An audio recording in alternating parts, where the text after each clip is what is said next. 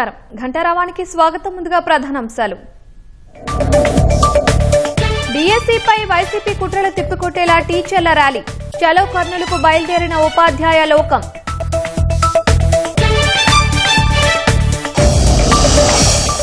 డిఎస్సిపై YCP చేస్తున్నవి నిరాధార ఆరోపణలు. విమర్శలపై ప్రజలే బుద్ధి చెప్తారన్న మంత్రి నారాయణ.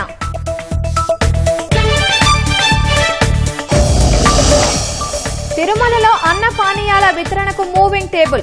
ప్రయోగాత్మకంగా పరిశీలించిన టీటీడీ.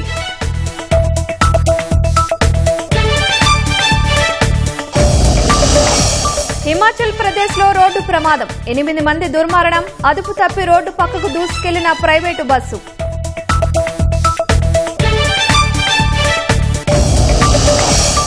హర్యానాలో భారీ వర్షాలలో చెరువుల్లా మారిన రోడ్లు. జలదిగ్బంధంలో లోతట్టు ప్రాంతాలు.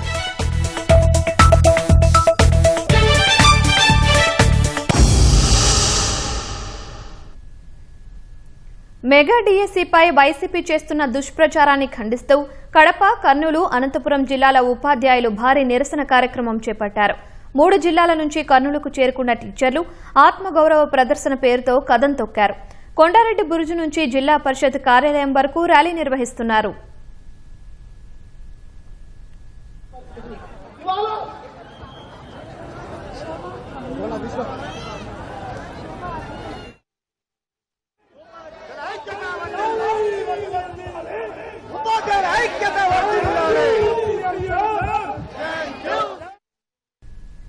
మెగా డిఎస్సి 2025పై వైసీపీ చేస్తున్న తప్పుడు ప్రచారంపై ఉపాధ్యాయులు బగ్గుమన్నారు. కడప, కర్నూలు, అనంతపురం జిల్లాల నుంచి కర్నూలుకు వచ్చిన టీచర్లు కొండారెడ్డి బురుజు వద్ద ఆత్మగౌరవ ర్యాలీ చేపట్టారు. కొండారెడ్డి బురుజు ఎక్కి తమ నియామకాలపై చేస్తున్న దుష్ప్రచారాన్ని టీచర్లంతా ఖండించారు. వాస్తవాలు వివరించినా పదే వైసీపీ తప్పుడు ఆరోపణలు చేస్తుందని ఆవేదన వ్యక్తం చేశారు. ఉపాధ్యాయ నియామకాలపై కుట్రలు తగవంటూ ప్లకార్డులు పట్టుకుని నినదించారు.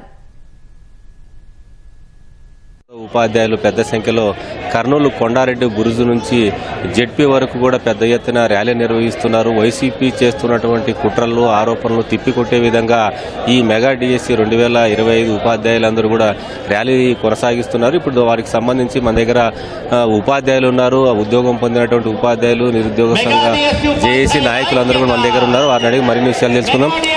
సిద్దికి గారు, మీరు నిరుద్యోగ జేఏసీ తరఫున రాష్ట్ర వ్యాప్తంగా కూడా ఉద్యమాలు చేస్తూ ఉంటారు. మెగా డిఎస్సి కూడా మద్దతుగా తెలుపుతున్నారు. ఇప్పుడు చేస్తున్నటువంటి ర్యాలీకి ప్రధాన కారణం ఏంటి? ఇవాళ వైఎస్ఆర్ కాంగ్రెస్ పార్టీ ఉపాధ్యాయ వృత్తినే కించపరుస్తుంది. కష్టపడి గత 5 ఏళ్లలో నోటిఫికేషన్లు లేక కూటమి ప్రభుత్వం వస్తే మా జీవితాల్లో వెలుగులు వస్తాయని ప్రతి ఒక్క నిరుద్యోగ కూడా స్టడీ హాలల్లో, రూమ్లలో మగ్గిపోయి చదివి ఉద్యోగాలు సాధిస్తే వైఎస్ఆర్ కాంగ్రెస్ పార్టీ మాత్రం ఎలాంటి ఆధారాలు లేకుండా నిరాధారమైనటువంటి ఆరోపణలతో మెగా డిఎస్సీలో అక్రమాలు జరిగాయనేటువంటి మాటలు మాట్లాడుతున్నారు. దానికి తోడు జెన్జెడ్ పేరుతో కావాలని వైఎస్ఆర్ కాంగ్రెస్ పార్టీ నాయకులు నిరాహార దీక్షలు చేస్తున్నారు. ఆయా నిరాహార దీక్షలలో కనీసం అన్యాయం జరిగినటువంటి అభ్యర్థి ఒక్కరు కూడా లేరు, నిరుద్యోగులు లేరు, ఉపాధ్యాయులు లేరు. ఇవాళ ఉపాధ్యాయులందరూ కూడా మా ఆత్మగౌరవాన్ని మీరు కాపాడండి, మా ఆత్మగౌరవాన్ని కించపరచొద్దండి, మా ఉపాధ్యాయ వృత్తిని మీరు కించపరచొద్దండి అనేటువంటి నినాదంతో బ్రహ్మాండంగా ఈరోజు వచ్చి ర్యాలీలు నిర్వహిస్తున్నారు. మేము ఒకటే జగన్మోహన్ రెడ్డి గారిని ఒకటి అడుగుతున్నాం. ఎక్కడన్నా పేపర్ లీక్ అయినట్టు ఒక్క ఆధారం మీరు నిరూపించారా? ఎవరైనా డబ్బులు పెట్టి కొన్నట్టు ఒక్కరైనా డబ్బులు ఇచ్చినట్టు కానీ తీసుకున్నట్టు కానీ మీరు నిరూపించారా? ఎలాంటి ఆధారం లేదు. ఒక పచ్చి అబద్ధాన్ని పదే చెప్పి ప్రజల్లో డిఎస్సీలో అక్రమాలు జరిగాయనేటువంటి ఆరోపణలు చేస్తున్నారు. అయ్యా, మీ హయాంలో కానీ అమ్మ అన్నం పెట్టదు, అడక్క తిననీయదు అన్నట్టు వాళ్ళ హయాంలో ఒక్క టీచర్ పోస్ట్ కూడా ఇవ్వలేదు. కానీ కూటమి ప్రభుత్వంలో డిఎస్సీ ఇస్తే ఇవాళ మా వృత్తిని కూడా, ఉపాధ్యాయ వృత్తిని కూడా వైఎస్ఆర్ కాంగ్రెస్ పార్టీ కించపరుస్తుంది. మేము ఒకటే అడుగుతున్నాం, మీరు ఏదన్నా ఆధారం ఉంటే మీరే బహిరంగ చర్చకు రండి. ఉపాధ్యాయులు వస్తారు, నిరుద్యోగులు వస్తారు, కానీ ఇలాంటి ఆరోపణలు చేయడము సహేతుకం కాదని చెప్పేసి తెలియజేస్తున్నారు. చేస్తున్నాడు. కందకు లేని దురద కత్తిపీటకు అన్నట్టు ఇవాళ మాకు నిరుద్యోగులకు ఉపాధ్యాయులకు లేని సమస్య, మాకు ఎలాంటి అక్రమాలు జరగలేదని చెప్పి మాకు తెలిసిన తర్వాత మీకెందుకు అని చెప్పేసి మేము ప్రశ్నిస్తున్నాం. జెన్జెడ్ అనే పేరుతో ఇవాళ వైఎస్ఆర్ కాంగ్రెస్ పార్టీ మా మీద రాజకీయం చేస్తుంది. ఈ రాజకీయాన్ని మీరు ఆపాలని చెప్పేసి నేను మిమ్మల్ని హెచ్చరిస్తున్నాను జగన్మోహన్ రెడ్డి గారు. మీరు చెప్పండి, అసలు మీరు ఎక్కడి నుంచి వచ్చారు? ఈ ఉద్యమము ఈ ర్యాలీ చేయడానికి కారణం ఏంటి? వైసీపీ చేస్తున్నటువంటి కుట్రలను ఆరోపణలు మీరు ఎట్లా చూస్తారు? సార్, నా పేరు కేశవ సార్, మాది కడప జిల్లా. మెగా డిఎస్సి నందు నేను ఎస్ఏపి నందు విభాగంలో 16వ ర్యాంకును సాధించి ఉన్నాను సార్. అయితే ఈ ఉద్యోగం అనేది ఎన్నో కష్టాలను మేము అడ్డుకొని ఎంతో ధైర్యంతో మేము సాధించినటువంటి ఉద్యోగాలు సార్. ఇదేదో ఎవరో అప్పనంగా ఇచ్చినట్టు కాదు. మేము చాలా కష్టపడి 2018లో మేము డిఎస్సిలో మిస్ అయినందుకు మేము నెక్స్ట్ గవర్నమెంట్ వస్తే బాగా మెగా డిఎస్సి ఇస్తారని చెప్పేసి జగన్మోహన్ రెడ్డి సార్ చెప్పారు. కానీ 5 ఏళ్ల పాటు ఆయన మెగా డిఎస్సి ఇవ్వకపోగా మేము పక్కన ఇక్కడ ఈ రాష్ట్రంలో పని చేయలేకపోయి నేను బెంగళూరుకి వెళ్ళేసి అక్కడ 5 ఏళ్ళు కష్టపడి నేను ఉద్యోగం చేసుకోవాల్సిన పరిస్థితి కూడా వచ్చింది సార్. అదేవిధంగా ఖచ్చితంగా ఈసారి మళ్ళీ నెక్స్ట్ గవర్నమెంట్ ఏది వచ్చినా కూడా ఖచ్చితంగా నేను ఉద్యోగం కొట్టాలని ఖచ్చితో నేను చదివాను సార్. చదివి ఈరోజు కడప జిల్లాలో 16వ ర్యాంకుతో నేను సాధించి ఈరోజు నేను నిలబడ్డాను సార్. ఇది నిజంగా ఆత్మగౌరవం సార్ మాకు. ఎందుకంటే ఎన్నో కష్టాలు సార్, ఇది ఒకరి యొక్క సమస్య కాదు సార్. ఎంతో 16,000 మంది ఈ ఉద్యోగస్తులు ఈరోజు వాళ్ళందరూ కూడా ఎన్నో ఏళ్ళుగా రూమ్లలో నిలబడి ఎన్నో కష్టాలు తినక సాధించుకున్నటువంటి ఉద్యోగాన్ని ఈరోజు మీరు అవమానం చేస్తే ఇది ఎంతవరకు న్యాయము? మీరు ఉద్యోగం ఇవ్వకపోగా ఇచ్చిన వారిని కూడా మీరు హేళన చేయడం అనేది భావ్యం కాదని గవర్నమెంట్ మన ప్రతిపక్ష నాయకులకు మేము రిక్వెస్ట్ పూర్వకంగా చెప్పుకుంటున్నాం సార్. Thank you sir. మీరు చెప్పండి, మీరు ఎంతో కష్టపడి ఉపాధ్యాయ పోస్టుని సాధించుకుని ఉంటారు. ఇలాంటి సమయంలో ఈ డిఎస్సిలో అక్రమాలు జరిగాయని వైసీపీ రిలే నిరాహార దీక్షలు చేస్తోంది. ఇది మీ ఉద్యోగానికి ఎసురు అనుకోవచ్చా? వాళ్ళు చేసేటువంటి కుట్రలు ఆరోపణలు మీరు ఎట్లా చూస్తారు? గత 5 సంవత్సరాలు ఆయన ఎవరికి ఉద్యోగాలు ఇవ్వకపోగా ఇప్పుడు యువగలంలో నారా లోకేష్ బాబు గారు ఇచ్చిన మాటను నిలబెట్టుకొని 16,000 మెగా డిఎస్సి పైన మొదటి సంతకం నారా చంద్రబాబు నాయుడు గారు చేయించిన తర్వాత అయిపోయి 6 నెలల తర్వాత ఇప్పుడు దీని మీద ఆరోపణలు చేయడం అనేది చాలా దురదృష్టకరమైన విషయం. ఇలాంటి ముఖ్యమంత్రిని మాజీ ముఖ్యమంత్రి జగన్మోహన్ రెడ్డి గారిని మా జీవితంలో ఇంకా చూడబోము. ఇంక ఇలాంటి ముఖ్యమంత్రి రాబోడు కూడా. దీనిపైన ఆయన చేస్తున్న ఆరోపణలన్నీ అవాస్తవం. ఇప్పుడు ఎవరైతే మెగా డిఎస్సి ఒక ఏదో జరిగిందని ఆరోపణలు చేస్తూ నిరాహార దీక్షలు అవి చేస్తున్నారు కదా, అక్కడ ఎవరైనా సరే నిరుద్యోగులు ఉన్నారా? లేకపోతే అక్కడ మేము చేసిన ఉద్యోగాలు రాలేదని ఎవరైనా మాట్లాడే వాళ్ళు ఎవరు లేరు. ఓన్లీ వైసీపీ పేటీఎం బ్యాచ్ మాత్రమే అక్కడ కూర్చొని ఇప్పుడు వచ్చిన ఉద్యోగస్తులను అవమానపరుస్తున్నారు తప్ప ఎటువంటి ఉద్దేశం లేదు. నారా లోకేష్ బాబు గారిని టార్గెట్ చేసి ఇదంతా రాజకీయాలు చేస్తున్నారని వైఎస్ఆర్సీపీ వాళ్ళు ఇది మానుకోవాలి. లేకపోతే మీరు భూస్థాపితం ఆల్రెడీ అయిపోయారు, ఈ తర్వాత కూడా అయిపోతారు. చెప్పండి, మీరు చెప్పండి సార్, మీరు ఎక్కడి నుంచి వచ్చారు? ఈ కర్నూలులో జరిగేటువంటి ర్యాలీల్లో పాల్గొనడానికి కారణం ఏంటి? వైసీపీ కూడా మెగా డిఎస్సీలో అక్రమాలు జరిగాయని ఆరోపణలు పెద్ద ఎత్తున చేస్తాను. దీన్ని మీరు ఎట్లా తిప్పికొడతారు? సార్, నా పేరు మల్లేష్ సార్. నేను కౌతాల మండలం హాల్వి గ్రామంలో జెడ్పీహెచ్ఎస్ హై స్కూల్ మ్యాథ్స్ టీచర్గా వర్క్ చేస్తూ ఉన్నాను. ప్రభుత్వం చాలా గొప్పగా ఈ మెగా డిఎస్సిని కండక్ట్ చేసి ఉద్యోగాలు ఇచ్చింది మాకందరికి కూడా. 2019 నుంచి మేము స్థిరంగా కష్టపడుతూ ఈ రోజు వస్తుంది నోటిఫికేషన్, ఆ రోజు వస్తుంది నోటిఫికేషన్ అని చెప్పేసి ఇట్లా ఊహాగానాల్లో తిరిగాము. 5 సంవత్సరాల తర్వాత 2025లో ఈ మెగా డిఎస్సిలో మేము ఉద్యోగం సంపాదించుకోవడం జరిగింది. పోయిన సంవత్సరం 2025 అక్టోబర్ 13న మేము విధుల్లో జాయిన్ అయిన తర్వాత 10వ తరగతి రిజల్ట్స్ వచ్చిన తర్వాత ఇన్ని రోజుల తర్వాత ఈ ఆరోపణలు చేయడం ఎంతవరకు సమంజసమని మేము ప్రశ్నిస్తూ ఉన్నాము. అసలు ఇటువంటి దీంట్లో నిరాధారమైన ఆరోపణలో ఎటువంటి నిజం లేదని మేము చెప్తా ఉన్నాము. ఈ 2025 26 10వ తరగతి ఫలితాల్లో అద్భుతమైన ఫలితాలు సాధించడం వల్లనే ప్రభుత్వం పైన ఏదో కుట్ర చేయాలి, ఈ డిఎస్సి అభ్యర్థులపైన ఏదో బురద జల్లాలనే ఉద్దేశంతోనే ప్రతిపక్ష పార్టీ ఈ విధంగా చేస్తూ ఉందని నేను సభాముఖంగా తెలియజేస్తూ ఉన్నాను. దీంట్లో ఎటువంటి నిజం లేదు. కూటమి ప్రభుత్వం ఇచ్చిన హామీలన్నీ కూడా అమలు చేయడం వల్ల వాళ్లకు మాట్లాడడానికి ఏ విషయం దొరకక ఈ చిన్న విషయాన్ని పట్టుకొని వేలాడుతూ ఉన్నారు. దీంట్లో ఎటువంటి వాస్తవం లేదని గట్టిగా చెప్తా ఉన్నాం. మేము పాఠాలు చెప్పే టీచర్లమే, అవసరమైతే గుణపాఠాలు కూడా చెప్తామని సభాముఖంగా తెలియజేస్తా ఉన్నాను సార్. మేడం, మీరు చెప్పండి, మీరు ఎక్కడి నుంచి వచ్చారు? ఇప్పుడు ఈ మెగా డిఎస్సి మెగా డిఎస్సిలో ఉద్యోగాలు పొంది ఉంటారు. ఇప్పుడు వైసీపీ చేస్తున్నటువంటి ఆరోపణలు కావచ్చు, విమర్శలను మీరు ఎట్లా తిప్పికొడతారు? సార్, నేను కర్వేన గ్రామం నుంచి రావడం జరిగింది. సిద్ధపల్లెలో వర్క్ చేస్తున్నాను సార్. 2025 డిఎస్సిలో 81 మార్కులు వచ్చినాయి. అన్యాయం జరిగితే నేను ఓసీ క్యాండిడేట్ సార్, నాకే జరగాలి. ఇప్పటికీ వెబ్సైట్లో మెరిట్ లిస్ట్ అనేది ఉంది సార్, అది కూడా చూసుకోవాలి. స్పోర్ట్స్ కోటాలో కూడా మనకి 33,000 క్వశ్చన్స్కి పైగా గవర్నమెంట్ ఆన్సర్ చెప్పింది. అయినప్పటికీ కూడా మనం స్పోర్ట్స్ కోటాలో ఒక సర్టిఫికెట్ అతను అప్లోడ్ చేయలేదని కూడా కోనా శశిధర్ గారు చాలా మంచి క్లారిఫికేషన్ ఇచ్చారు మనకి.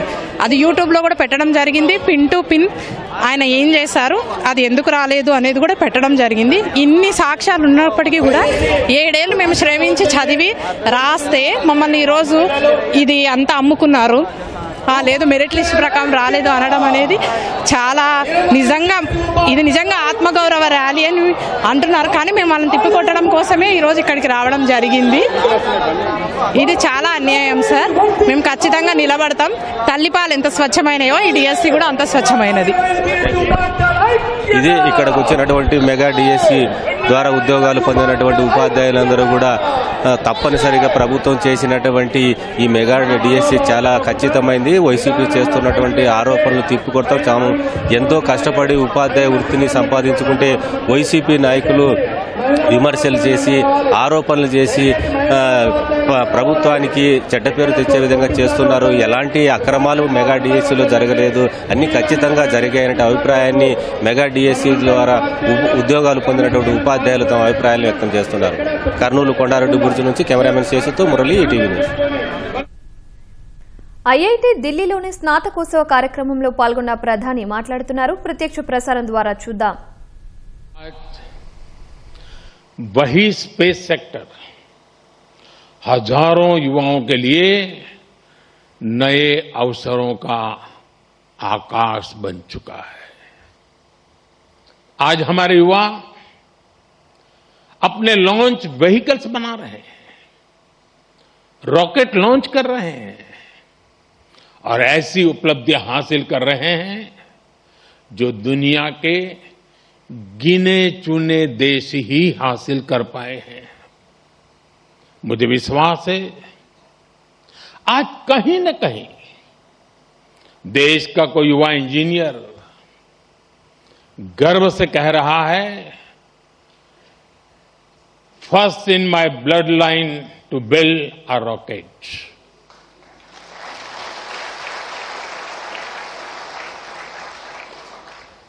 सेमीकंडक्टर सेक्टर का उदाहरण भी हमारे सामने है.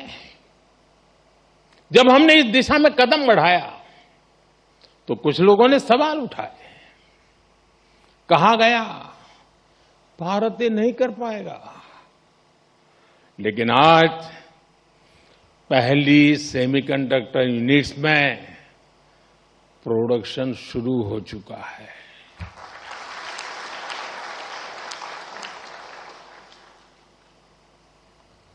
और मैं साफ मानता हूं, चिप से लेकर के शिप तक सब कुछ यहीं पर आप ही के हाथों से बनेगा.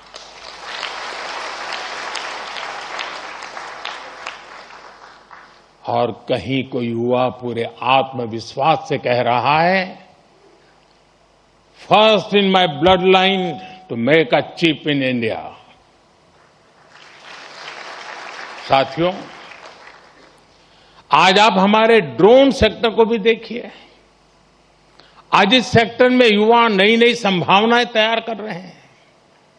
कहीं ड्रोन से खेतों में काम लिया जा रहा है, ड्रोन दवाइयां पहुंचा रहा है, ड्रोन देश की रक्षा सुरक्षा में मदद कर रहा है.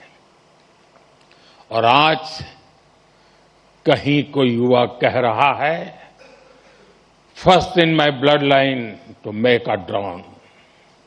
साथियों, भारत के स्टार्टअप रेवोल्यूशन को इसी पीढ़ी के आप जैसे युवाओं ने ही तराशा भी है, ताकत भी दी है. इसी इंस्टीट्यूट से कितने ही फाउंडर्स निकले हैं. अगर एक इंस्टीट्यूट से इतना कुछ हो सकता है तो सोचिए पूरे देश में कितनी बड़ी ताकत तैयार हो रही है। Unicorns, digital payments, fintech revolution, इन सभी ने देश के लाखों युवाओं को पहली बार कुछ नया करने का अवसर दिया है। साथियों,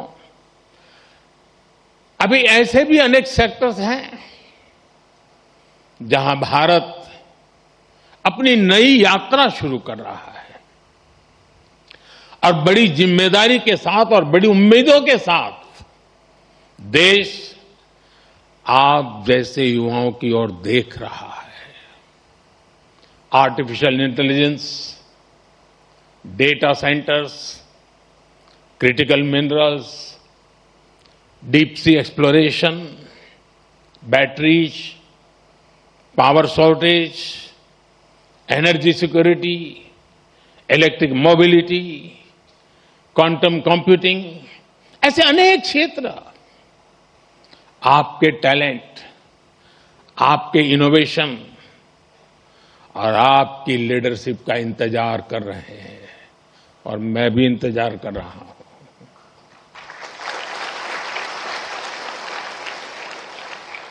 साथियों, अब एक और बड़ी संभावना आप सबके सामने है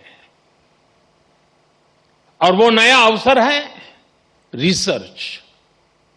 आज देश को नई नई रिसर्च की बहुत जरूरत है और रिसर्च पर हमारा उतना ही फोकस भी है।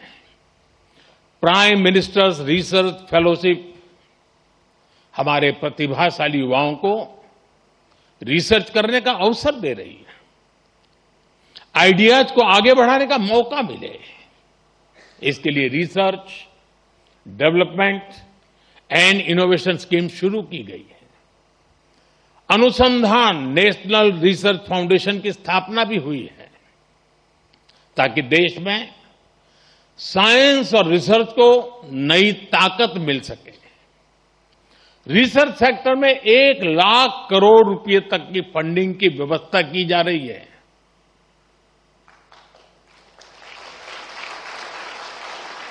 अंग्रेजी में बोलूं, 1 लाख करोड़। ये आपके लिए बता रहा हूं। इसी तरह साथियों, एकेडमिक रिसोर्सेज के एक्सेस को भी आसान बनाया गया है।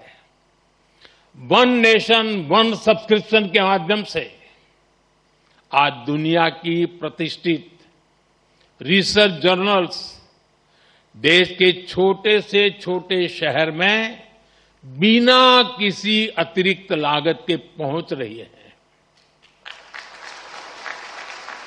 साथियों, मुझे पता है अभी इस दिशा में हमें लंबी दूरी तय करनी है और ये काम रिसर्च को लेकर आप सबके कमिटमेंट से ही हो सकता है। इसके लिए देश को आपसे अपेक्षा भी है और सबसे बड़ी बात, आप पर भरोसा भी है।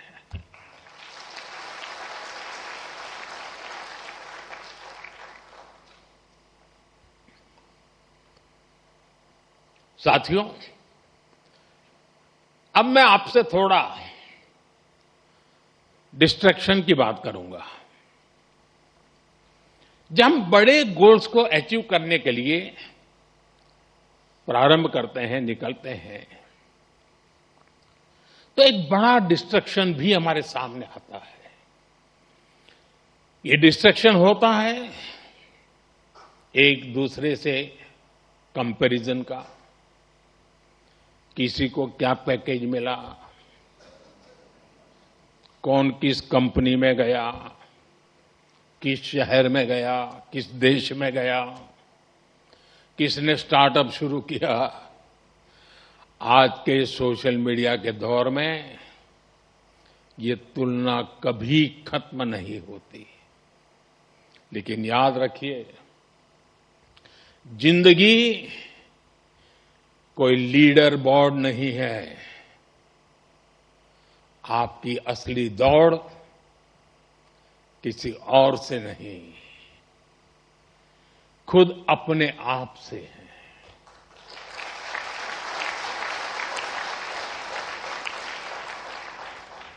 हर दिन कल से बेहतर बनने की कोशिश करते रहिएगा। साथ ही अपनी फिजिकल हेल्थ, अपनी मेंटल हेल्थ का भी ध्यान रखिएगा। साथियों, मैं सभी स्टूडेंट्स को एक बार फिर बहुत बहुत बधाई देता हूं।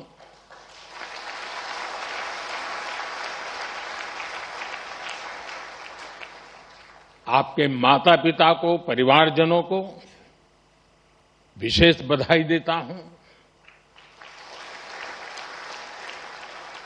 आपके शिक्षकों को और उन सभी लोगों को भी मेरी बहुत बहुत शुभकामनाएं हैं जो इस पूरी यात्रा में हर कदम पर आपके साथ खड़े रहे हैं।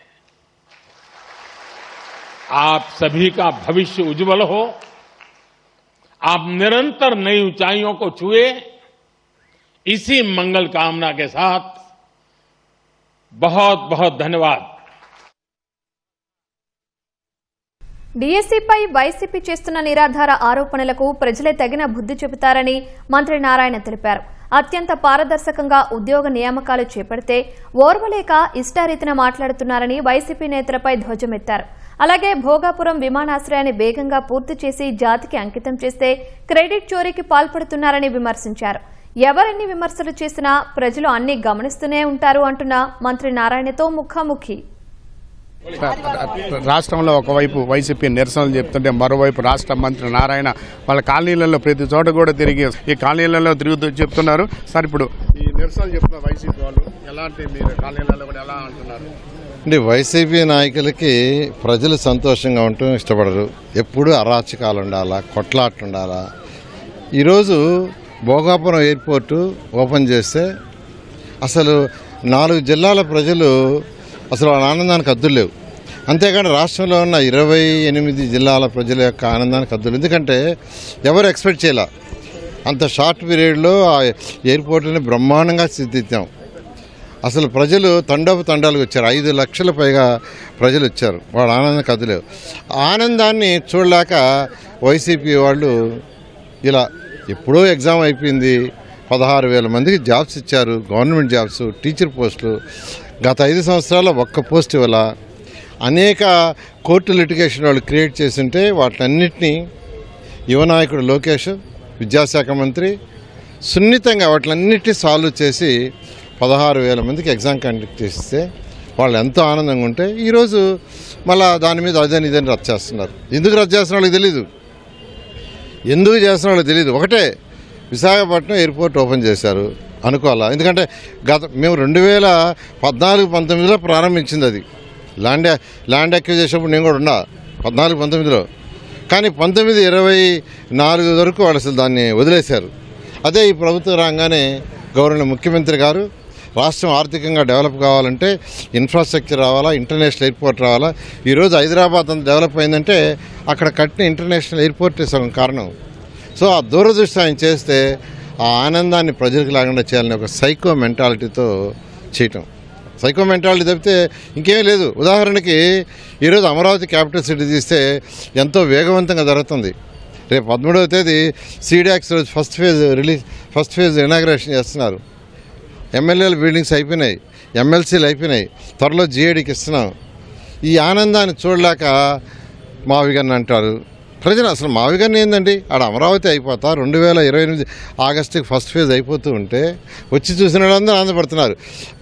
భారతదేశమే కాదు, ప్రపంచంలో ఉన్న ప్రతి తెలుగువాడు అమరావతిని గురించి చెప్పుకుంటున్నాడు పాజిటివ్గా. ఆ ఆనందాన్ని చూడలేక మావిగన్ అందించాడు. ఈరోజు ఎయిర్పోర్ట్ చక్కగా ఇనాగరేషన్ చేశారని దాన్ని ప్రజల్లో ఆ ప్రశాంతం ఉండకూడదని మళ్ళా ఇవన్నీ ప్రజలు గమనిస్తున్నారు. పోయినసారి 11 సీట్లు కన్ఫర్మ్ చేశారు. ఇదే పరిస్థితి చేస్తే ఈసారి 0 అవుతాయి సీట్లు. అమరావతి రాజధాని ఇక్కడ మోడీ ప్రధాని కూడా అభినందిస్తున్నారని చెప్పి మీరు కూడా చెప్తున్నారు. అయితే ఈ పరిస్థితుల్లో వాళ్ళ విమర్శలు కూడా మీరు ఇంకా ఎలా ఎదుర్కొంటారు? ఇక్కడ ఒకటేనండి, మేము ఒకటే డిసైడ్ చేసుకున్నాం, చేసి చూపించదలుచుకున్నాం. ఆయన మావిగానని అదని ఒకరోజు వచ్చి ఇక్కడే అమరావతి 30,000 ఎకరాలు కావాలని అసెంబ్లీ సాక్షిగా చెప్పాడు. ప్రభుత్వం మారంగానే 3 ముక్కలు ఆటాడాడు, 3 రాజధానులని. మళ్ళా ప్రభుత్వం మాగానే మళ్ళీ వచ్చి మావిగానని తెచ్చారు. వాళ్ళలోనే ఒక నాయకుడు విజయవాడలో అంటాడు. అసలు ఆడ అయిపోతుంది. ఆడ అమరావతి రాజధాని 60,000 కోట్ల రూపాయలతో వర్క్స్ జరుగుతున్నాయి, ఎంతో వేగవంతంగా జరుగుతున్నాయి. 350 కిలోమీటర్ ట్రంక్ రోడ్స్ రేపు మార్చికి అయిపోతున్నాయి విత్ ఇన్ఫ్రాస్ట్రక్చర్, రోడ్లు, డ్రైన్స్, వాటర్ అన్నీ. ఈ పరిస్థితుల్లో నోటికి వచ్చినట్టు రోజుకి ఒకటి చెప్తే ప్రజలు అన్నీ గమనిస్తున్నారు. ముఖ్యంగా నేను అనుకునేది ఏంటంటే త్వరలో జాబ్ క్యాలెండర్ ఈ ప్రభుత్వం రిలీజ్ చేస్తుంది. గవర్నర్ విద్యాశాఖ మంత్రి, యువ నాయకుడు జాబ్ క్యాలెండర్ యొక్క కమిటీలో ఈరోజు నేను కూడా మెంబర్ని ఉన్నాను. జాబ్ క్యాలెండర్ ఫైనల్ చేశారు, అది తొందరలో రిలీజ్ చేస్తున్నారు. అది రిలీజ్ అయితే ఎంతోమందికి టీచర్ పోస్టులు వస్తాయి. అదేవిధంగా హెల్త్లోను, మున్సిపాలిటీలోను, రెవెన్యూలోను, పోలీసులోను అనేక డిపార్ట్మెంట్లలో జాబ్స్ రాబోతున్నాయి. సో 16,000 మంది టీచర్లకి వీళ్ళు ఉద్యోగాలు ఇచ్చారు. జాబ్ క్యాలెండర్ రిలీజ్ చేస్తే ఖచ్చితంగా వీళ్ళు ఇస్తారు, ఇంకా ఎక్కువ మంది సాటిస్ఫై అవుతారు అనే ఒక దురుద్దేశంతో యాక్చువల్ ఇన్ని చేయటం. ఏది ఎన్ని చేసినా ఈ ప్రభుత్వం పాజిటివ్ మైండ్తో ఉంది కాబట్టి ఎన్డీఏ ప్రభుత్వం ముందుకు పోవడం జరుగుతుంది. చిత్తశుద్ధి ఎంతవరకు వచ్చింది? రాష్ట్రంలో ఏదైతే డంప్ యార్డ్స్ ఉన్నాయో ఇవన్నీ కూడా యాక్చువల్గా ఆల్మోస్ట్ తీసేశారండి, ఇంకా కొద్దిగా ఉంది. అక్టోబర్ 2కు పూర్తిగా తీసేయాలని మేము ప్రణాళిక చేసుకున్నాం. అయితే వేస్ట్ ఎనర్జీ ప్లాంట్స్ ఆల్రెడీ ఈ రాష్ట్రంలో 2 ఉన్నాయి, మరొక 6 శాంక్షన్ చేసాం. కాకినాడ అయితే వర్క్ కూడా స్టార్ట్ అయింది, నెల్లూరు కూడా వర్క్ స్టార్ట్ అవుతుంది, కడప కూడా స్టార్ట్ అయింది, కర్నూలు స్టార్ట్ అయింది. ఈ విధంగా ఏదైతే డంప్ యార్డ్లు ఫ్యూచర్లో ఉండకూడదని గౌరవ ముఖ్యమంత్రి గారు క్లియర్ ఇన్స్ట్రక్షన్ ఇచ్చారు. వేస్ట్ ఎనర్జీ ప్లాంట్లు ఏంటంటే ఏ రోజుకు ఆ రోజు వచ్చిన చెత్తను తీసిపోయి దాంట్లో వేస్తే అది బర్న్ అయిపోయి ఎలక్ట్రిసిటీ వస్తుంది. అలాంటి టెక్నాలజీతో ఈరోజు భారతదేశంలో మొత్తంలో 20 ఉంటే మన రాష్ట్రంలోనే 8 రాబోతున్నాయి. 9ది కూడా ప్లాన్ చేస్తున్నాం. ఖచ్చితంగా రాబోయే 2 సంవత్సరాలు పూర్తవుతాం. యూకే పర్యటన ప్రధాన ఉద్దేశం అంటే యాక్చువల్గా మన అమరావతి క్యాపిటల్ సిటీలో ఐకానిక్ భవన్ని Norman Foster and partners design చేశారండి. వాడు ప్రపంచంలో ఉండే వాళ్ళ టాప్ 10లో ఒకరు. అలాంటి వాళ్ళు యాక్చువల్గా ఐకానిక్ అసెంబ్లీ కడుతున్నారు, అదేవిధంగా ఐకానిక్ టవర్స్ కూడా కడుతున్నారు. అదేవిధంగా ఈరోజు ఆఫీస్ కాంట్రాక్టర్ బాంబే వాళ్ళు యాక్చువల్గా దాన్ని ఇంటర్నల్ డిజైన్ చేస్తున్నారు. అయితే కోఆర్డినేషన్ ఉండాలి అటు చేసేటప్పుడు. అందుకని ఈరోజు కమిషనర్ గారు, నేను, సీఈలు, డిపార్ట్మెంట్ సీఈలు, అటు ఎల్ఎన్టీ వాళ్ళు, అదేవిధంగా ఆఫీస్ కాంట్రాక్టర్లు, అదేవిధంగా మా యొక్క అధికారులు పోతున్నాం. పోయి వాళ్ళతో ఇంటిగ్రేషన్ డిస్కషన్, ఎందుకంటే ఫౌండేషన్ అయిపోయింది, కన్స్ట్రక్షన్ వస్తుంది కాబట్టి రేపు పోతున్నాను. రేపు వేసి ఒక 2 days ఉండి వాళ్ళతో డిస్కస్ చేసి రావడం జరుగుతుంది. వైసీపీ చేస్తున్న విమర్శల వల్ల అభివృద్ధి ఎక్కడ కూడా ఆగదని చెప్పి మంత్రి నారాయణ చెప్తున్నారు. ఇదే ప్రతి కాలనీలలో కూడా మేము వెళ్తున్న ప్రాంతాలలో కూడా ప్రజలకు కూడా అన్ని కూడా ఈ వైసీపీ చేస్తున్న విమర్శలని కూడా చెప్తున్నాము. సైకో జగన్ చేస్తున్న విమర్శలు ఎవరు కూడా ప్రజలు కూడా పట్టించుకోవడం లేదని, రానున్న ఎన్నికల్లో 11 సీట్లలో కూడా 1 సీటు కూడా రాదని చెప్పి కూడా మంత్రి నారాయణ ధీమాగా చెప్తున్నారు. నెల్లూరు నుంచి కెమెరామెన్ హరీష్ బాబుతో Rajarao, ETV news.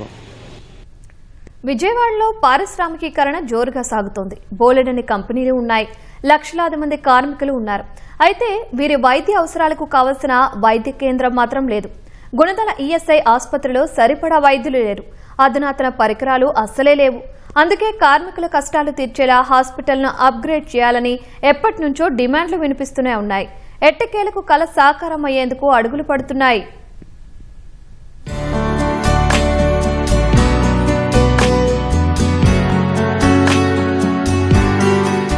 Vijayawada Gunadala ESI ఆసుపత్రి 1968లో ఏర్పాటైంది. ఎన్టీఆర్, కృష్ణా, గుంటూరు, బాపట్ల, పల్నాడు, ప్రకాశం, మార్కాపురం, ఏలూరు జిల్లాల్లోని 2.88 లక్షల బీమా కార్డుదారులు, వారి కుటుంబ సభ్యులతో కలిసి 10 లక్షల మంది లబ్దిదారులున్నారు. అయితే కార్మికుల సంఖ్య తగ్గట్లుగా డాక్టర్లు లేరు. అరకొర పారామెడికల్ సిబ్బందితోనే సేవలు, కొన్నిసార్లు ప్రాథమిక మందులు కూడా దొరకవు. అధునాతన పరికరాల ఊసే లేదు. ఈ పరిస్థితుల్లో రోగులకు మెరుగైన వైద్య సేవలు అందించడం ఇబ్బందిగా మారింది. చూస్తున్నారు సార్, మా సంస్థ వస్తే అన్నీ బాగానే చూస్తున్నారండి. కాకపోతే మనకి కొద్దిగా తగ్గగా అడుగుతున్నామండి. కొద్దిగా మున్సిపాలిటీ పనిచేస్తానండి. నేను కామాక్షి అగ్రో ఇండస్ట్రీలో పనిచేస్తాను. నేను బ్యాక్ పెయిన్ మీద ఈఎస్ఐ హాస్పిటల్కి వచ్చాను, విజయవాడ గుణదల. డాక్టర్ గారు చూశారు, ఎక్స్రే రాశారు. ఎక్స్రే బాగా చేశారండి. కాదే ఒక ఆయనే ఉన్నాడు, ఎక్కువ మనుషులను తీసుకోవడానికి అది ఆయనకి ఇబ్బందిగా ఉంది. ఒక మనిషే తీయాలి అన్నీ, కొద్దిగా లేట్ అవుతుంది. ప్రస్తుతం 110 పడకలతో ఉన్న ఆసుపత్రిని 300 పడకలకు ఉన్నతీకరించడంతో పాటు అనుబంధంగా వైద్య కళాశాల ఏర్పాటు చేయాలన్నది సుదీర్ఘ కళ. బీమా కార్డుదారుల కష్టాలను సీరియస్ గా తీసుకున్న స్థానిక ఎంపీ కేశినేని చిన్ని హాస్పిటల్ అప్గ్రేడ్కు కృషి చేస్తూనే ఉన్నారు. ఇటీవల ఆసుపత్రిని సందర్శించి విభాగాలను పరిశీలించారు. ఈఎస్ఐ ఆసుపత్రి విస్తరణపై ఇటీవల పార్లమెంట్లోనూ గళమెత్తారు. తాజాగా కేంద్ర కార్మిక శాఖ మంత్రి మన్సుఖ్ మాండవీయను కలిసి ఈఎస్ఐ ఆసుపత్రిని అప్గ్రేడ్ చేయాలని నివేదిక సమర్పించారు. కేంద్రం సానుకూలంగా స్పందించిందని, త్వరలోనే కల సాకారమవుతుందని ఎంపీ తెలిపారు.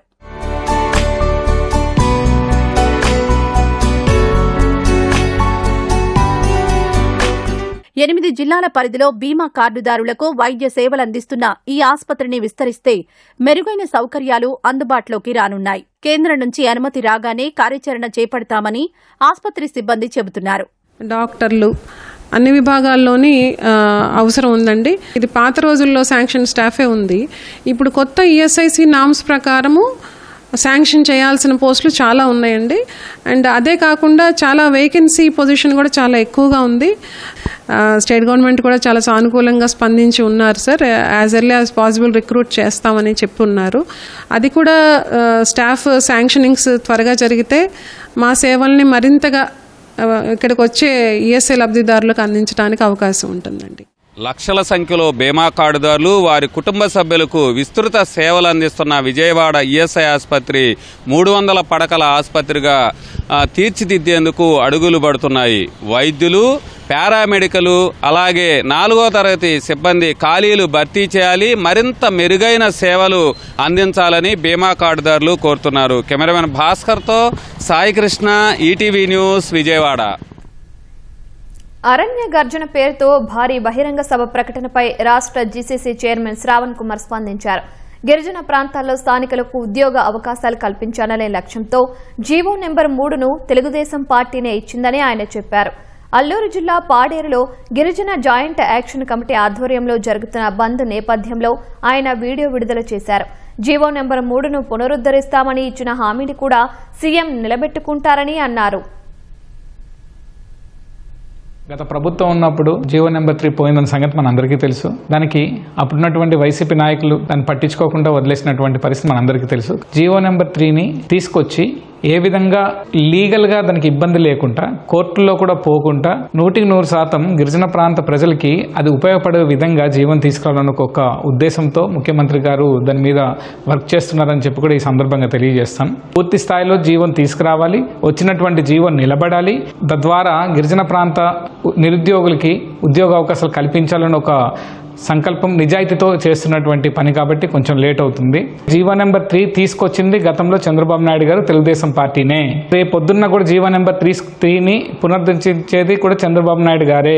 దాని మీద చిత్తశుద్ధితో మా ప్రభుత్వం కానీ నాయకులు కానీ మేము పనిచేస్తామని చెప్పి కూడా ఈ సందర్భంగా తెలియజేస్తున్నాం. చాలా మంది జీవో నెంబర్ 3ని రాజకీయ లబ్ధి కోసం ప్రజల్ని మభ్యపెట్టేటువంటి కార్యక్రమం చేస్తున్నారు. జీవో నెంబర్ 3 తీసుకొచ్చి ప్రజలకి అంకితం చేసేటువంటి బాధ్యత మేము తీసుకుంటామని చెప్పి కూడా ఈ సందర్భంగా ప్రజలందరినీ కూడా వినవించుకుంటున్నాం.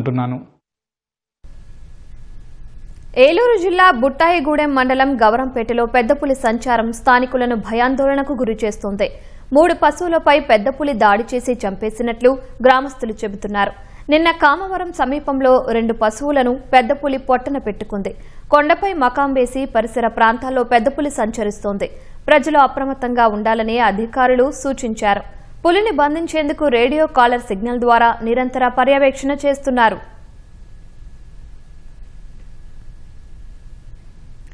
ఎగువ ప్రాంతాల నుంచి శ్రీశైలం జలాశయానికి వరద ప్రవాహం కొనసాగుతోంది. జూరాల నుంచి శ్రీశైలానికి 2.32 లక్షల క్యూసెక్ల ప్రవాహం వస్తోంది. శ్రీశైలం జలాశయం గరిష్ట నీటిమట్టం 885 అడుగులు కాగా ప్రస్తుతం జలాశయం నీటిమట్టం 876 అడుగులుగా ఉంది. శ్రీశైలం గరిష్ట నీటి నిల్వ సామర్థ్యం 215 టీఎంసీలు కాగా ప్రస్తుతం శ్రీశైలంలో 169.46 టీఎంసీలు నిల్వ ఉంది. 2 జల విద్యుత్ కేంద్రాల ద్వారా 66,460 క్యూసెక్కుల నీరు సాగర్కు విడుదల చేశారు. ఈ ప్రవాహం మరో 5 రోజుల పాటు కొనసాగుతుందని అధికారులు అంచనా వేస్తున్నారు.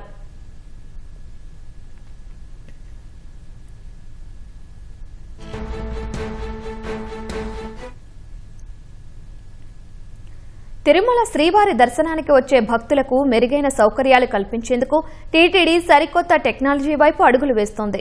గంటల తరబడి క్యూలైన్లో ఉండే భక్తులకు అన్నపానీయాలు అందజేసేందుకు మూవింగ్ టేబుల్ వ్యవస్థను ప్రయోగాత్మకంగా పరిశీలించింది. భవిష్యత్తులో పూర్తిగా అందుబాటులోకి తీసుకురానుంది. ఇంతకీ ఈ పద్ధతి ఎలా పనిచేస్తుంది, దీని ద్వారా భక్తులకు ప్రసాదాలు ఎలా అందిస్తారు అనేది ఈ కథనంలో చూద్దాం. తిరుమల శ్రీవారి దర్శనానికి నిత్యం పెద్ద సంఖ్యలో భక్తులు తరలివస్తుంటారు. క్యూలైన్లలో గంటల తరబడి వేచి ఉంటారు. ఆక్టోపస్ బిల్డింగ్ నుంచి కృష్ణతేజ గెస్ట్ హౌస్ వరకు దాదాపు 3.5 కిలోమీటర్ల మేర విస్తరించి ఉండే క్యూలైన్లలో ఉదయం 6 గంటల నుంచి రాత్రి 11 గంటల వరకు టీటీడీ నిరంతరాయంగా అన్నప్రసాదాల్ని పంపిణీ చేస్తోంది. సుమారు 100 మంది శ్రీవారి సేవకులు ప్రతిరోజు పాలు, మజ్జిగ, నీళ్లతో పాటు ఉప్మా, పులిహోర, సాంబారన్నం, టమోటా రైస్ వంటి పదార్థాల్ని భక్తులకు అందజేస్తున్నారు. రద్దీ పెరిగిన సమయంలో అన్నప్రసాదాల పంపిణీకి శ్రీవారి సేవకులు ఇబ్బందులు ఎదుర్కొంటున్నారు. అందుకే క్యూలైన్లలో అన్నప్రసాదాల పంపిణీని మరింత వేగవంతంగా, సులభంగా అందించేందుకు టీటీడీ ఒక వినూత్న, సరికొత్త విధానానికి శ్రీకారం చుట్టింది. శ్రీవారి సేవకుల సమస్యకు శాశ్వత పరిష్కారం చూపే దిశగా కీలక అడుగు వేసింది. ఇంజనీరింగ్, క్యాటరింగ్ విభాగాల అధికారులతో సమగ్రంగా చర్చించి మూవింగ్ టేబుల్ పద్ధతిని ప్రయోగాత్మకంగా అందుబాటులోకి తీసుకొచ్చింది.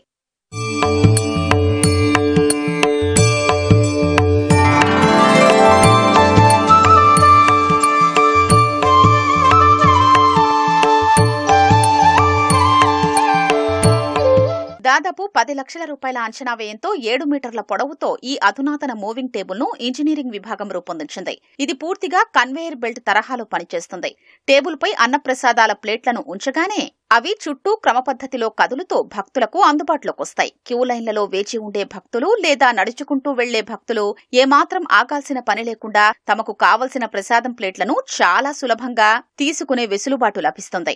టేబుల్ పై ప్రసాదం ఖాళీ అయిన ప్రతిసారి శ్రీవారి సేవకులు ఎప్పటికప్పుడు కొత్త ప్రసాదం ప్లేట్లను అక్కడ అమరుస్తూ ఉంటారు.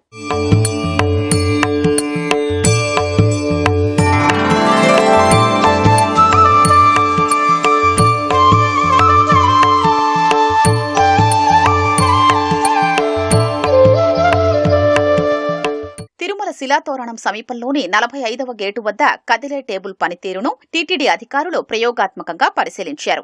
మూవింగ్ టేబుల్ ద్వారా అన్నప్రసాదాల పంపిణీ విజయవంతమవడంతో పాటు భక్తులు సంతృప్తి వ్యక్తం చేశారు. కన్వేయర్ యంత్ర సహాయంతో సులువుగా ప్రసాదాల్ని పంపిణీ చేసేందుకు అవకాశం ఉండడంతో తిరుమల వ్యాప్తంగా విస్తరించాలని టీటీడీ నిర్ణయించింది. Vaikuntham queue complex 1, Vaikuntham queue complex 2తో పాటు నారాయణగిరి ఉద్యానవనాల్లోని షెడ్లు, ఇతర ముఖ్యమైన క్యూలైన్ మార్గాల్లో దాదాపు 10 మూవింగ్ టేబుళ్లను అందుబాటులోకి తీసుకురావడానికి ఇంజనీరింగ్ అధికారులు ముమ్మర కసరత్తు చేస్తున్నారు. ప్రస్తుతం 7 మీటర్ల పొడవున్న ఈ టేబుల్ పరిమాణాన్ని భవిష్యత్తు రద్దీకి అనుగుణంగా 12 నుంచి 15 మీటర్ల వరకు పెంచేందుకు ఇంజనీరింగ్ విభాగం ప్రత్యేక ప్రతిపాదనలు సిద్ధం చేస్తోంది. టీటీడీ తీసుకున్న ఈ నిర్ణయంతో క్యూలైన్లలో గంటల తరబడి వేచి ఉండే భక్తులకు అన్నప్రసాదాల వితరణ మరింత సజావుగా సాగడమే కాకుండా శ్రీవారి సేవకులపైన పనిభారం గణనీయంగా తగ్గనుంది. సికింద్రాబాద్ కిమ్స్ ఆసుపత్రిలో వైద్య విద్యార్థి ప్రియాంకకు చికిత్స కొనసాగుతోంది. ఆమె ఆరోగ్య పరిస్థితి విషమంగా ఉన్నట్లు తెలుస్తోంది. శరీరం సహకరించట్లేదని ఆప్నియా టెస్ట్ను వైద్యులు విరమించారు. ప్రియాంక ఆరోగ్యంపై కుటుంబ సభ్యులతో కిమ్స్ వైద్యులు చర్చించారు. మరింత సమాచారం మా ప్రతినిధి రమ్య ప్రత్యక్ష ప్రసారం ద్వారా అందిస్తారు. ప్రస్తుతం మనం కిమ్స్ ఆసుపత్రి వద్ద ఉన్నాం. రాజమండ్రి ఘటనలో గాయపడినటువంటి డాక్టర్ మెడికో ప్రియాంక పరిస్థితి అత్యంత విషమంగా ఉందని చెప్పొచ్చు. కిమ్స్ ఆసుపత్రిలో దాదాపు 3 రోజుల నుంచి ప్రియాంకకి చికిత్స కొనసాగుతున్నప్పటికీ ఇప్పటి వరకు కూడా ఆమెకు సంబంధించినటువంటి అంటే శరీరంలో ఎలాంటి తను వైద్యానికి పెద్దగా స్పందిస్తున్నటువంటి పరిస్థితి లేనిట్టుగా కూడా వైద్యులు చెబుతున్నారు.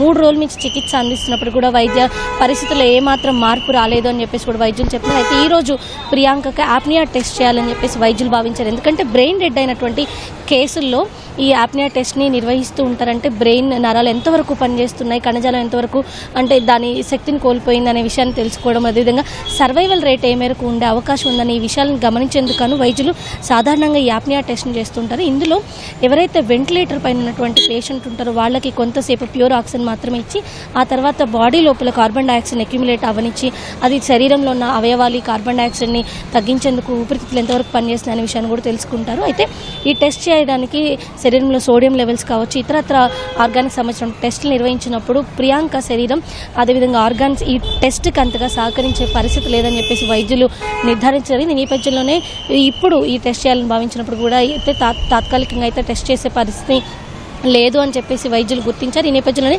దీనికి సంబంధించిన అప్డేట్ని ప్రస్తుతం కుటుంబ సభ్యులతో వివరిస్తున్నారు. కుటుంబ సభ్యులతో వైద్యులంతా కూడా ఇదే అంశానికి సంబంధించి చర్చిస్తున్నటువంటి పరిస్థితి. ఎందుకంటే ప్రియాంక శరీరం పెద్దగా చికిత్సకు స్పందించకుండా ఉన్నటువంటి పరిస్థితి ఉండడం, మరోవైపు ఈ యాప్నియా టెస్ట్ చేయాలని భావించినప్పటికీ కూడా అందుకు కూడా ప్రియాంక శరీరం పెద్దగా సహకరించకపోవడంతో వైద్యులు దీనికి సంబంధించి ఆమె కుటుంబ సభ్యులతో చర్చిస్తున్నారు. అయితే దాదాపు 3 రోజుల నుంచి కిమ్స్ ఆసుపత్రిలో ప్రియాంకకు వైద్య పరీక్ష అయితే వైద్యం కొనసాగుతుంది. అయితే రాజమండ్రిలో ఏదైతే స్థానికంగా ఉన్నటువంటి ఆసుపత్రి ఆమెకి తొలుత చికిత్స అందించారో అప్పటికే ఆవిడ బ్రెయిన్ డెడ్ అని కూడా అక్కడ వైద్యులు చెప్పడం జరిగింది. అయితే ఏదో ఒక హోప్ తమ పిల్ల ఏదైతే తన అమ్మాయికి సంబంధించి ఏదో ఒక మెడికల్ మిరాకిల్ జరగబోతుందా, ఆ అమ్మాయి తిరిగి ఇంటికి రాకపోతుందా అనే కుటుంబ సభ్యులు కూడా విశ్వాసం వ్యక్తం చేస్తున్నారు. ఏదో ఒక అద్భుతం జరుగుతుంది, తమ కూతురు తిరిగి తమ వద్దకు చేరుకుంటుంది, ఆరోగ్యంగా ఉంటుంది, తన జీవితాన్ని గడుపుతుంది అనే ఒక విశ్వాసంతోనే కిమ్స్ ఆసుపత్రిలో ఉంచి చికిత్స అందిస్తున్నటువంటి పరిస్థితి కొనసాగుతుంది. తరచూ వాళ్ళ కుటుంబ సభ్యులతో మాట్లాడినప్పుడు కూడా వాళ్ళు తమ ఈ ఘటన ఏదైతే జరిగిందో దీనికి సంబంధించి తమ అమ్మాయికి జరిగినటువంటి ఈ ఘటనలో న్యాయం జరగాలి అని చెప్పేసి కూడా డిమాండ్ చేస్తున్నారు. అయితే ఏదేమైనప్పటికీ కూడా తమ కుమార్తె ఆ కుటుంబంలో వైద్యురాలిగా ఉండాలని ఎంతో కష్టపడి ఇక్కడి వరకు వచ్చారని చెప్పేసి పీజీ వైద్య విద్య వరకు తను రావడానికి ఎంతగానో కష్టపడ్డారు. చాలా జాగ్రత్తగా తన చదువును కొనసాగించే అలాంటి అమ్మాయి ఇప్పుడు ఈరోజు ఈ పరిస్థితుల్లో ఉండడం తమను ఎంతగానో కలిచివేస్తుందని చెప్పి కూడా కుటుంబ సభ్యులు మనతో మాట్లాడినప్పుడు చెబుతూ ఉన్నారు. కాబట్టి వైద్యానికి సంబంధించి కూడా తమకు హోప్ ఉందని చెప్పి తమ కుమార్తె మళ్ళీ ఇంటికి వస్తుందని నమ్మకం ఉందని ఆ విశ్వాసాన్నే కొనసాగిస్తున్నారు. ఏ చివరి వరకు కూడా ఎలాంటి అవకాశం ఉన్నా కానీ వైద్యాన్ని కొనసాగిస్తామని చెప్పి కూడా కుటుంబ సభ్యులు అయితే చెప్తున్నారు. మరోవైపు ప్రియాంక శరీరం వైద్యానికి పెద్దగా సహకరించట్లేదని చెప్పి కూడా వైద్య బృందాలు అయితే చెబుతూ ఉన్నాయి. లక్ష్మి. ధన్యవాదాలు రమ్య. బెంగళూరులోని ప్రముఖ 5 స్టార్ హోటళ్లపై కర్ణాటక ఆరోగ్య శాఖ, ఆహార భద్రతా అధికారులు ఆకస్మిక దాడులు నిర్వహించారు. దాదాపు 30కి పైగా ప్రత్యేక బృందాలు ఏకకాలంలో సోదాలు చేపట్టి హోటళ్లలోని కిచెన్లు, కోల్డ్ స్టోరేజీలను పరిశీలించారు. ఈ తనిఖీల్లో కాలం చెల్లిన 20 లీటర్లకు పైగా పాలు, కుళ్లిన కూరగాయలు, ఆహారానికి రంగు వేసే ప్రమాదకర రసాయనాలతో పాటు తీవ్ర అపరిశుభ్ర వాతావరణం వెలుగుచూసింది. నిబంధనలు ఉల్లంఘించిన హోటళ్ల నుంచి ఆహార నమూనాలను సేకరించి ల్యాబ్కు పంపించామని ఫుడ్ సేఫ్టీ అధికారులు తెలిపారు. పరీక్షల నివేదిక ఆధారంగా నోటీసులు జారీ చేసి జరిమానా విధిస్తామని చెప్పారు. హిమాచల్ ప్రదేశ్లోని చంబా జిల్లాలో ఓ ప్రైవేటు బస్సు బోల్తాపడి 8 మంది ప్రాణాలు కోల్పోయారు, 10 మంది గాయపడ్డారు. ఉదయం 6:30 గంటల సమయంలో బైరాగఢ్ నుంచి చంబాకు 18 మంది ప్రయాణికులతో బయలుదేరిన ఈ బస్సు కేవలం 3 కిలోమీటర్లు ప్రయాణించగానే ప్రమాదానికి గురైంది. సమాచారం అందుకున్న ఎన్డీఆర్ఎఫ్, పోలీసులు, అగ్నిమాపక సిబ్బంది హుటాహుటిన ఘటనా స్థలానికి చేరుకుని స్థానికులతో కలిసి సహాయక చర్యలు చేపట్టారు.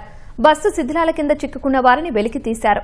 తీవ్రంగా గాయపడిన 6గురిని మెరుగైన చికిత్స కోసం చంబాలోని పండిట్ జవహర్లాల్ నెహ్రూ ప్రభుత్వ ఆసుపత్రికి తరలించారు. ఈ ఘటనకు గల కారణాలపై పోలీసులు కేసు నమోదు చేసి దర్యాప్తు చేస్తున్నారు.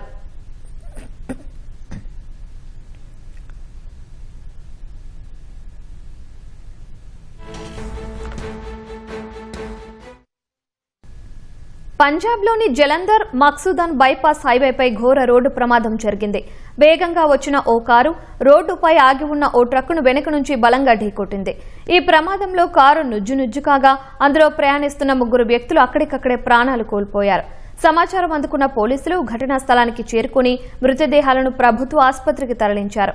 ప్రమాదం జరిగిన వెంటనే ట్రక్కు డ్రైవర్ పరారయ్యాడని, ఈ ఘటనపై కేసు నమోదు చేసి తదుపరి దర్యాప్తు చేస్తున్నట్టు పోలీసులు తెలిపారు.